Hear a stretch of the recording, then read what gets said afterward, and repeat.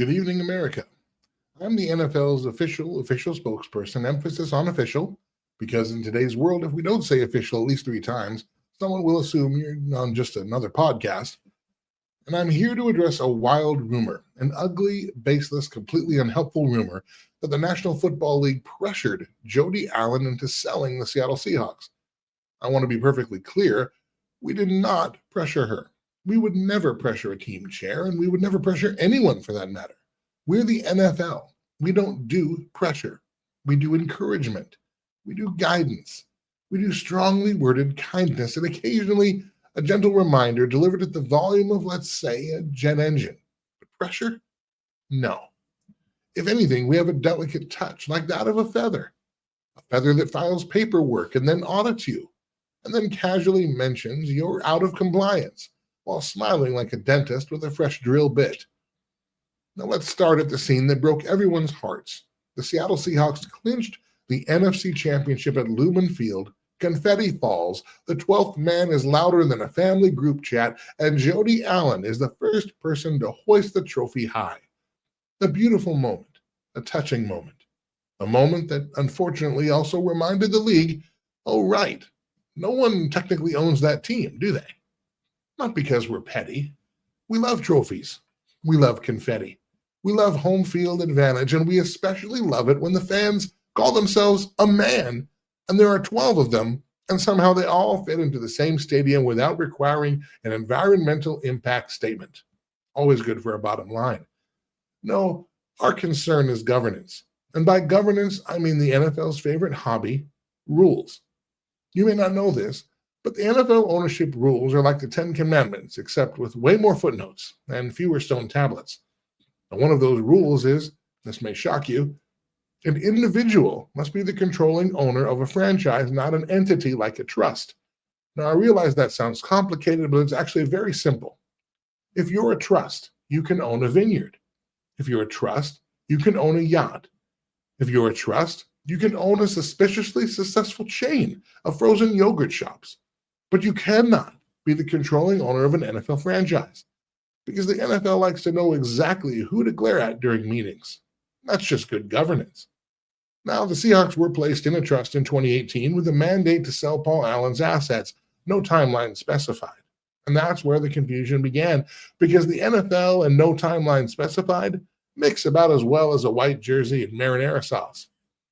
Now we hear the phrase no timeline, and our eyelid starts twitching, because no timeline is what you say when you're about to reorganize a garage and ruin your entire weekend. So yes, we reminded. We followed up. We checked in. We sent friendly notes like, hey, hope you're well. Just circling back on the fact that you're technically not allowed to do the thing you're doing. But we didn't pressure. Now, some people bring up this reported $5 million fine. Now, I want to address that directly. The league denies it. And when we deny something, it means one of two things. Either it didn't happen, or it happened in a way that's not emotionally or perhaps even politically compatible in a PR sense with your understanding of happening. Don't mind the jargon. Now look, $5 million is not a fine. It's a motivational donation. Or think of it as a compliance appreciation fee. It's what we in the NFL call a gentle nudge, and we'll keep the receipt. And besides, if there was a fine, which we're not saying there was, who among us hasn't accidentally paid a $5 million fine just because we forgot to check a box? It happens all the time. Especially when you're dealing with these esoteric legal quirks. And yes, the esoteric legal quirk. You can always tell the story is true when it contains an esoteric legal quirk.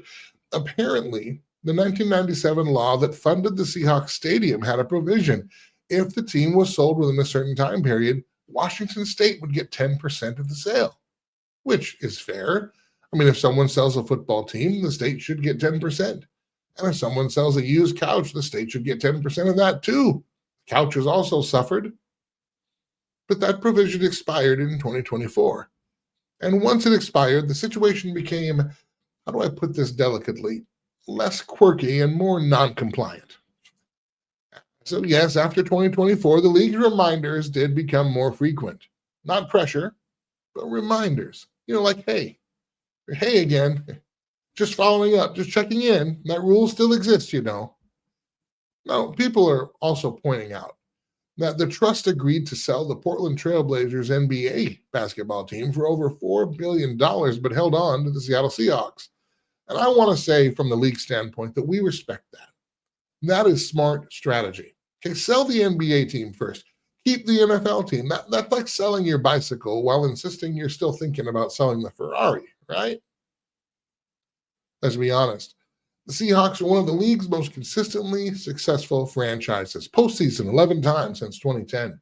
Prime location, loud fans, a team built for long-term success, a second-year coach, a 28-year-old quarterback, and if you're the lucky buyer, you might just be purchasing the reigning Super Bowl champions. That's not a franchise. That's a financial windfall with virtually no ceiling. And yes, franchise values are even soaring. The Commanders went for $6 billion.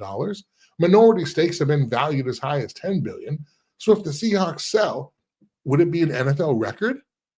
It would be a surprise if it wasn't, because nothing says healthy economy like a football team that costs more than several small countries combined. And people will say, well, the NFL pressured other owners to sell. Well, they point to Dan Snyder, they point to Jerry Richardson. And I say those are completely different. Those were messy. This isn't messy. This is tidy. This is paperwork. This is NFL rules at their finest. So no, we didn't pressure Jody Allen. We didn't force anything. We didn't lean on anyone. We didn't leak any news at an inopportune time. We simply stood nearby, holding a rule book with a calm expression and the faint sound of a ticking clock.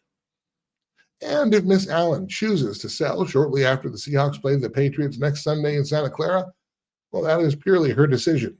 A free decision, totally voluntary, made in the warm, comforting atmosphere of our gentle reminders, which are not pressure.